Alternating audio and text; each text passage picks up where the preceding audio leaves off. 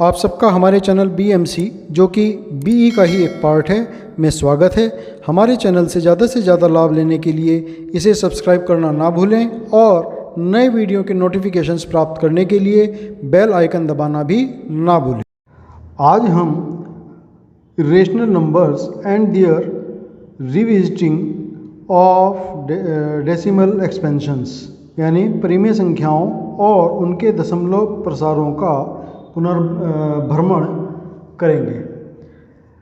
कक्षा 9 में हम लोग इस चीज़ को पहले भी कर चुके हैं।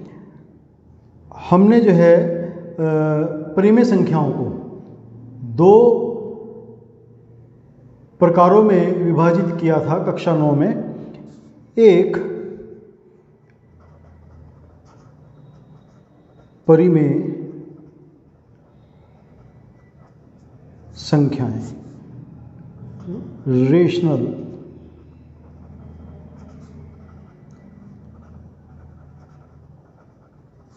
नंबर्स। तो रेशनल नंबर्स हमने दो तरीके से विभाजित किया था। एक शांत, जिनको कि हम टर्मिनेटिंग बोलते हैं, और दूसरा था अनवसानी आवृत्ति, नॉन टर्मिनेटिंग रिकरिंग नंबर्स। तो शांत टर्मिनेटिंग कौन से थे? जिनमें किसी संख्या को किसी दूसरी संख्या से भाग देने पर, डिवाइड करने पर, अगर डेसिमल्स के बाद में कुछ स्थान चलने के बाद रिमेनिंग नंबर शेषफल 0 प्राप्त हो जाए तो उनको हम शांत डेसिमल्स कहते थे। उदाहरण के लिए 1/4, इसका डेसिमल फॉर्म होगा 0.25। ऐसे ही 8/5, इसका डेसिमल पॉइंट होगा 1.6। ऐसे और बहुत सारे उदाहरण हो सकते हैं। तो इनमें जो है दशमलव के बाद कुछ स्थान तक चलने के बाद में रिमेनिंग नंबर शेषफल हमारे पास 0 आ जाता है और भागफल की प्रक्रिया वहीं रुक जाती है। इनको हमने बोला शांत या टर्मिनेटिंग। फिर दूसरा प्रकार था अनवसानी आवृत्ति। अनवसानी आवृत्ति में क्या होता था कि जब किसी नंबर को दूसरे नंबर से डिवाइड किया जाता था तो डिवाइड करने के बाद में प्रक्रिया चलती रहती थी लगातार और शेषफल में 0 कहीं पर भी प्राप्त नहीं होता था और किसी एक नंबर की रिपीटेंस भागफल में लगातार चलती रहती थी। एक नंबर की रिपीटेंस हो या ज़्यादा नंबर की रिपीटेंस हो, वो रिपीटेंस लगातार चलती रहती थी। जैसे कि लिए उदाहरण मैं बताता हूँ 1/3। तो 1/3 में जब 1 को 3 से डिवाइड किया जाता है तो 0.333 और ये लगातार 3 ही चलता रहेगा। और इसको हम दिखाने के लिए क्या लिख देते थे? 0.3 बार। जिस नंबर के ऊपर बार लिखा होता था इसका मतलब यह है कि वो नंबर लगातार रिपीट होता चला जा रहा है और कहीं पर भी खत्म नहीं होती है, पर यह प्रक्रिया लगातार चलती रहती है। ऐसे इसके और उदाहरण भी हो सकते हैं, जैसे 1/11। तो अगर मैं 1 को 11 से भाग दूंगा तो 1, 11 दशमलव लगाएंगे, 0 बढ़ाएंगे, फिर एक 0 लगा करके 0 बढ़ाएंगे, 9 बार चलेगा, फिर 1 बचेगा, फिर हमारी प्रक्रिया वही आ जाती है वापस जहाँ से हमने शुरू किया था। तो 0.09 और 09 के ऊपर बार, इसका मतलब 0 और 9 ये दोनों संख्याएं बार बार रिपीट होती चली जाती हैं। इस तरह के हम और भी उदाहरण यहाँ पर लिख सकते हैं। तो अब हमें यहाँ कक्षा 10 में इस चीज़ का थोड़ा और आगे बढ़ करके इसको पढ़ना है और इसके बारे में थोड़ी जानकारी और प्राप्त करनी है।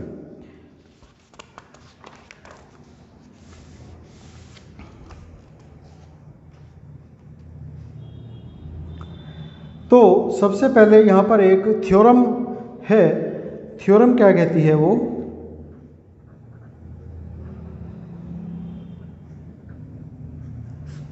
इस थ्योरम के अनुसार में कोई परिमेय संख्या जिसका दशमलव प्रसार शांत है, any rational number whose decimal expansion is terminating, तो उसको हम कैसे लिख सकते हैं। सपोज वो नंबर क्या है, x है, तो x को हम लिख सकते हैं p/q के रूप में। कोई भी रेशनल नंबर हो उसको हम p/q के रूप में लिख ही सकते हैं। और p और q दोनों ही कैसे होंगे, इंटीजर्स होते हैं, पूर्णांक होते हैं, ये भी बात हमें पता है। q नॉट इक्वल टू 0 होता है, ये भी बात हमें पता है। यहाँ पर एक चीज़ और इन्होंने दी है कि p and q both are co prime, सह अभाज्य, मतलब p और q में, p और q के अभाज्य गुणनखंडों में एक के अतिरिक्त और कोई नंबर कॉमन नहीं है, तो इसको हम क्या कहेंगे, को प्राइम कहेंगे। हिंदी में इसको बोलते हैं सह अभाज्य। और क्या इसके अंदर एक लगा देंगे हम शर्त कि q के जो अभाज्य गुणनखंड होंगे उनके अंदर 2 टू द पावर n और into 5 to the power n, ये इसके जो हर होगा हमारा q, उसके अभाज्य गुणनखंड 2 टू द पावर n और 5 टू द पावर n के रूप के होंगे। और यहाँ पर जो n है 2 to the power n 5 to the power n, n क्या है, एक होल नंबर है, पूर्ण संख्या, मतलब n की वैल्यू 0, 1, 2, 3 एंड सो ऑन कुछ भी हो सकती है। तो ये हमारी थ्योरम थी 1.5। इसको एक बार मैं दोबारा पढ़ देता हूँ। मान लीजिए x कोई ऐसी परिमेय संख्या है जिसका दशमलव प्रसार शांत है, तब x को हम p/q के रूप में व्यक्त कर सकते हैं, जहाँ p और q सह अभाज्य हैं और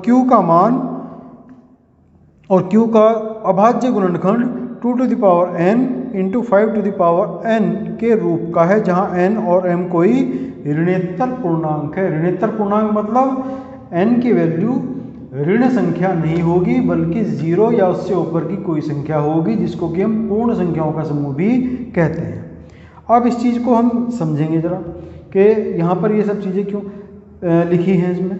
जैसे हमने अभी ऊपर उदाहरण दिए थे 1/4, तो हमने कहा 1/4 को जब हम भाग देते हैं तो 0.25 प्राप्त होता है।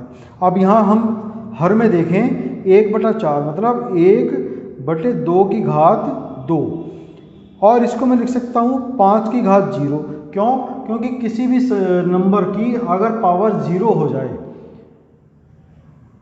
Any number having power 0 then it is equal to 1। Any number having power 0, n to the power 0 अगर हो तो उसको हम 1 लिखते हैं, और 1 के किसी भी नंबर में मल्टीप्लाई करें तो वही नंबर वापस मिलता है। तो यानी कि 1/4 को मैं लिख सकता हूँ 1/2 to the power 2 into 5 to the power 0। तो ये देखो हम यहाँ पर हमें एक टर्मिनेटिंग नंबर प्राप्त होता है इसमें। ऐसी और दूसरा उदाहरण भी देखता हूँ मैं 8/5। यहाँ पर तो हमें दिख ही रहा है सीधे सीधे कि जो हर है उसमें क्या है, 5 एक गुणनखंड के रूप में है, यानी कि इसको मैं लिख सकता हूँ 8/2 to the power 0 into 5 to the power 1। ये भी देखो इसी रूप का है, 2 to the power n into 5 to the power n। n की वैल्यू 0, 1, 2, 3 कुछ भी हो सकती है, तो यहाँ पर 2 टू द पावर 0 है। 2 टू द पावर 0 मीन्स 1। तो कहने का मतलब ये है कि किसी भी रेशनल नंबर में अगर हर के अभाज्य गुणनखंड जो हैं, अभाज्य गुणनखंड में 2 आए या 5 आए या दोनों आ जाएं, 2 या 5 या दोनों। अगर डिनोमिनेटर के यानी कि Q के हर के अभाज्य गुणनखंड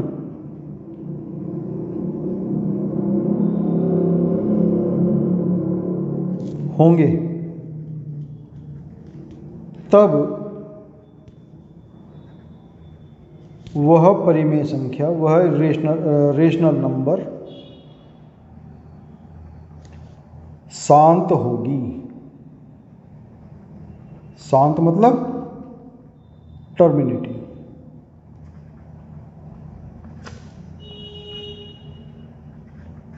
अच्छा, अगर किसी इनमें 2 और 5 के अलावा कोई और गुणनखंड आ जाए, कोई और फैक्टर आ जाए, तब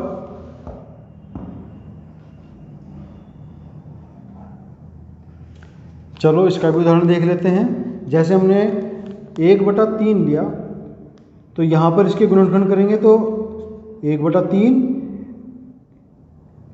इंटू 1, तो यहाँ पर ना 2 है अभाज्य गुणनखंड में और ना ही 5 है, तो इसलिए हमें यह संख्या कैसी प्राप्त होती है?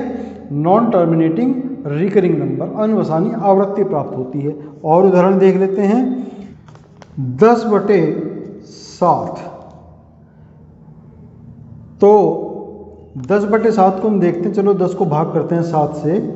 7 एकम 7, 3 दशमलव लगा करके 0 बढ़ाएंगे 28, 2 फिर दशमलव है 0 बढ़ाएंगे 7 दूने 14, 6 पॉइंट है 0 लगाएंगे 8 जा चलेगा 56, 4 पॉइंट है 0 बढ़ाएंगे 5 जा चलेगा 35, 5 पॉइंट लगा करके 0 बढ़ाएंगे 7 7 जा 49, 1।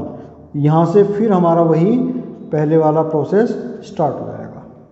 हम देखते हैं कि 1.42857 और ये 42857 इसी क्रम में रिपीटिंग नंबर्स है। मीन्स 10/7 क्या है? एक अनवसानी आवृत्ति नंबर है, means non terminating recurring number. तो यहाँ पर 7 की जो प्राइम फैक्टर्स हैं, तो वो प्राइम फैक्टर्स में 2 and 5, 2 और 5 दोनों ही नहीं है, इसलिए ये हमें अनवसानी आवृत्ति नॉन टर्मिनेटिंग रिकरिंग नंबर हमें यहाँ पर मिलता है।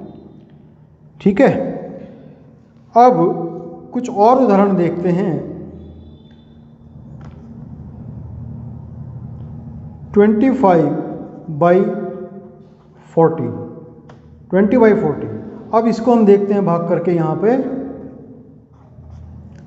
25/14, 1 जा चलेगा, हमारे पास 11 बचते हैं, पॉइंट लगा करके 0 लगाएंगे,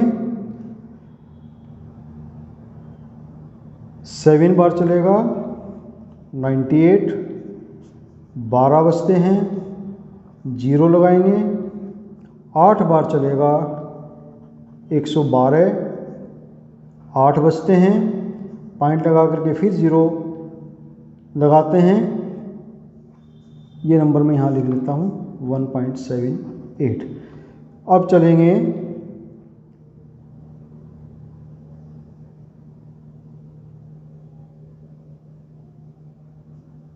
5 बार चलेंगे, 14 पंजे 70, 10 बचेंगे, पॉइंट है 0 लगाएंगे, फिर 6 बार चलेंगे,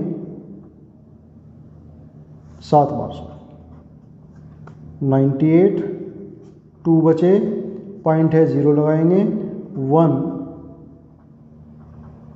6 बचे, फिर पॉइंट है 0 लगाएंगे। अब चलेंगे 4 बार, 14 चौका 56, 4 दशमलव है 0 बढ़ाएंगे, 14 दूनी 28, 12 बचेंगे, दशमलव है 0 लगाएंगे,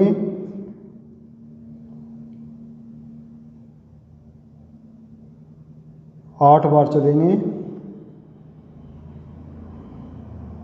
अब देखो ये हमारा यहाँ पर फिर ये वाली पोजीशन पहुँच जाती है 120, है ना। तो यानी कि इसके अंदर 7 को छोड़ करके 8, 5, 7, 1, 4, 2 इन नंबर का रिपीटेशन है। 1.7857142 इन नंबर का रिपीटेशन यहाँ पर चलेगा। तो यानी कि ये भी एक नॉन टर्मिनेटिंग रिकरिंग नंबर हमें यहाँ पर मिला।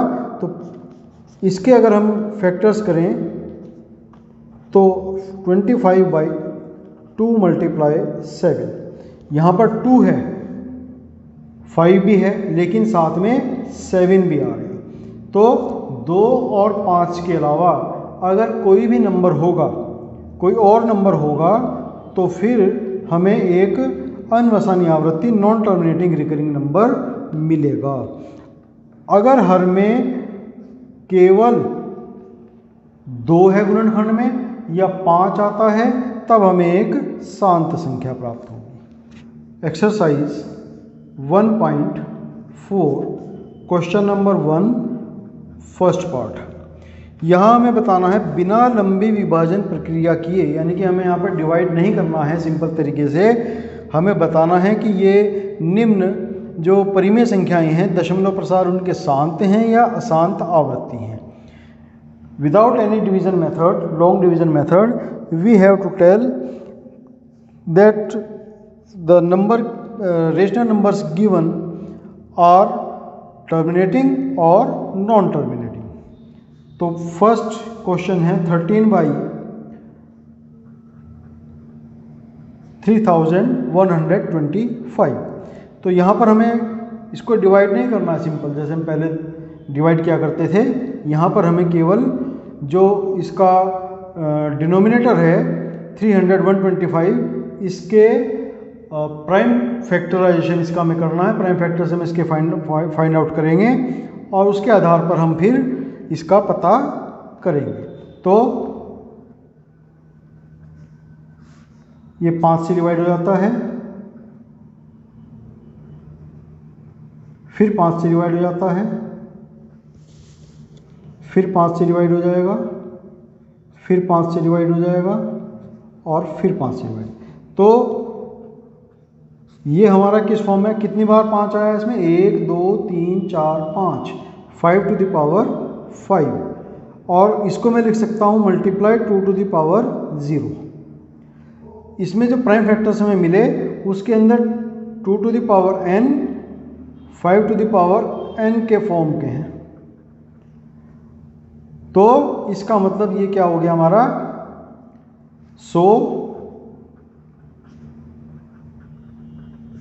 13/3125 इज ए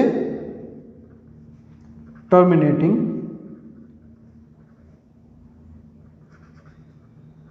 नंबर। 13/3125 एक शांत संख्या है।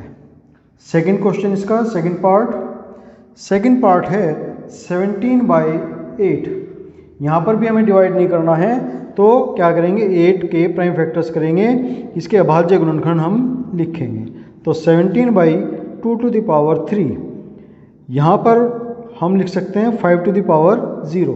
ये लिखें या ना लिखें कोई फ़र्क नहीं पड़ता। अगर यहाँ पर खाली 2 आ गया या खाली 5 आ गया, तब भी हम उसके आधार पर बता सकते हैं। तो चूँकि 8 के अभाज्य गुणनखंड में मात्र या गुणनखंड जो है 2⁻n × 5⁻n की फॉर्म का है, इसलिए 17/8 एक शांत संख्या है। 17/8 इज ए टर्मिनेटिंग नंबर। अब इसका थर्ड पार्ट देखते हैं। थर्ड पार्ट क्या बोल रहा है? 64/455 इसके प्राइम फैक्टर्स करेंगे 455 के, 5 से डिवाइड हो जाता है 1, 91 आया। अब 91 7 से डिवाइड होगा 13 आया और 13 बन जा 30। 5 मल्टीप्लाई 7 मल्टीप्लाई 30। तो अब यहाँ पर इसके प्राइम फैक्टर्स में 5 तो है, लेकिन साथ में 13 भी आ गया और 7 भी आ गया। तो चूँकि हमें अगर 5 के अलावा या 2 के अलावा कोई और नंबर अभाज्य गुणनखंड में मिलता है तो वो नंबर जो है क्या होता है? नॉन टर्मिनेटिंग रिकरिंग नंबर, अनवसानी आवृत्ति नंबर। चूँकि 455 के अभाज्य गुणनखंड प्राइम फैक्टर्स में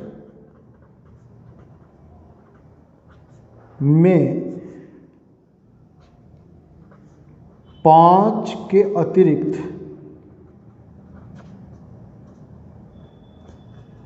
7 और 13 भी है, इसलिए 64/455 एक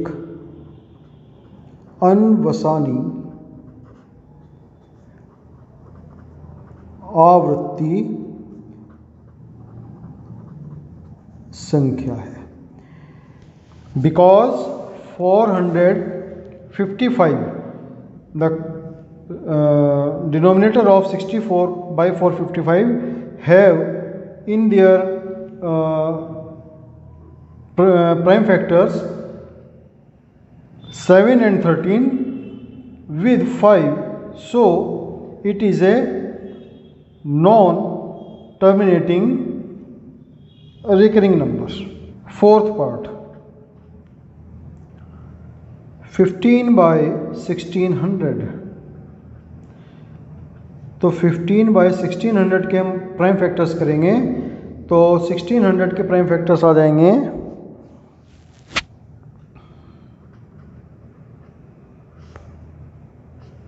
2 से डिवाइड होगा 800, फिर 2 से होगा 400, फिर 2 से होगा 200, फिर 2 से होगा 100, अगेन 2 से होगा 50, अगेन 2 से होगा 25, 5 से होगा 5, 1 2 3 4 5 6, 2 to the power 6 multiply 5 to the power 2।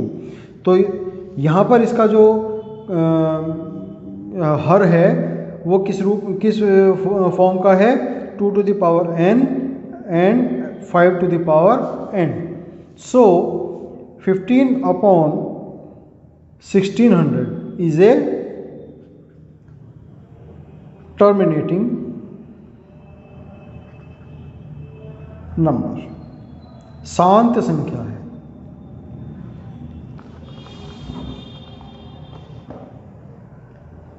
Question number 1 का ही फिफ्थ पार्ट है 29/343।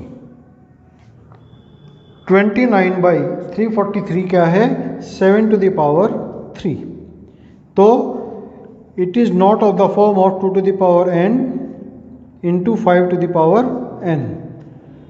So 29/343 is a non-terminating recurring number। ठीक है ना? क्योंकि 29/343 के हर 343 के जो अभाज्य गुणनखंड हैं वो क्या हैं? 7 to the power 3, 7 की घात 3, जो कि 2 to the power n into 5 to the power n की फॉर्म का नहीं है। इसलिए 29/343 क्या होगा? एक अनवसानी आवृत्ति संख्या होगी। 6 पार्ट इसका 23 upon 2 to the power 3 5 to the power 2। ये तो क्लियर ही है, तो ये तो हमारा क्या होगा, शांत होगा, टर्मिनेटिंग, क्योंकि इसमें तो दिया ही है 2 to the power n into 5 to the power n की फॉर्म में। नेक्स्ट है seventh part 129 upon 2 to the power 2 5 to the power 7 into 7 to the power 5। अब यहाँ पर 2 भी है 5 भी है, एक्स्ट्रा क्या हुआ 7 आ गया यहाँ पर, तो 7 के आने से ही ये क्या हो जाता है, अनवसानी आवृत्ति, non terminating recurring number, non terminating recurring number. क्यों? क्योंकि इसके अंदर ठीक है 2 to the पावर भी है 5 to the पावर भी है, बट एक्स्ट्रा क्या आ गया 7 to the पावर आ गया, इसलिए क्या हो जाता है, ये नॉन टर्मिनेटिंग रिकरिंग नंबर हो जाता है। प्रश्न संख्या 3। प्रश्न संख्या 3 है कि यहाँ पर हमें कुछ डेसिमल्स दिए हैं, उन डेसिमल्स को देख करके हमें बताना है कि वो रेशनल नंबर हैं या नहीं हैं, और अगर वो रेशनल नंबर्स हैं तो जो उनके डिनोमिनेटर है q, जो उनका हर है, उसके प्राइम फैक्टर्स यानी कि अभाज्य गुणनखंड के बारे में हमें बताना कि है वो किस फॉर्म के होंगे। जैसे फर्स्ट पार्ट है 43.1234 5 6 7 8 9। तो इस क्वेश्चन में पॉइंट्स के बाद में 1 2 3 4 5 6 7 8 9 ये नंबर आते हैं, और उसके बाद में ये जो है बंद हो जाता है, मतलब इसमें और आगे डेसिमल्स नहीं है, ना ही कोई नंबर्स का रिपीटिशन है। तो इसका मतलब ये क्या है, एक शांत संख्या है,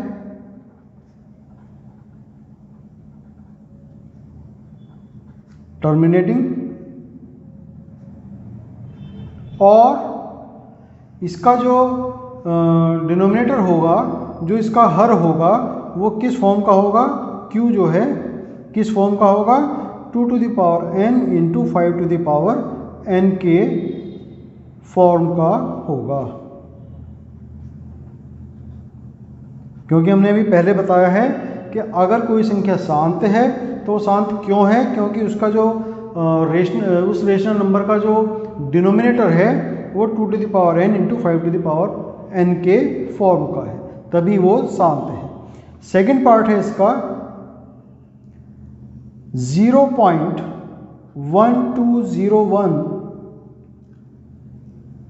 2001 2001 2000 एंड सो ऑन। तो अब हम यहाँ पर देखते हैं कि नंबर तो रिपीट हो रहे हैं, लेकिन उनकी जो क्रम व्यवस्था है वो समान नहीं है। यहाँ पर 1 2 के बाद में 1 0 है, फिर उसके बाद में 1 2 आता है लेकिन 2 0 आ जाते हैं, फिर 1 2 आता है, इस बार 3 0 आ जाते हैं, फिर 1 2 आता है और इस बार 1 2 के बाद में 4 0 आ जाते हैं। इस प्रकार से हमारे नंबर्स का क्रम जो है अव्यवस्थित है। इस कारण से ये कैसी संख्या है, एक अपरिमेय संख्या है। ये परिमेय संख्या है ही नहीं। अपरिमेय मतलब इर्रेशनल नंबर।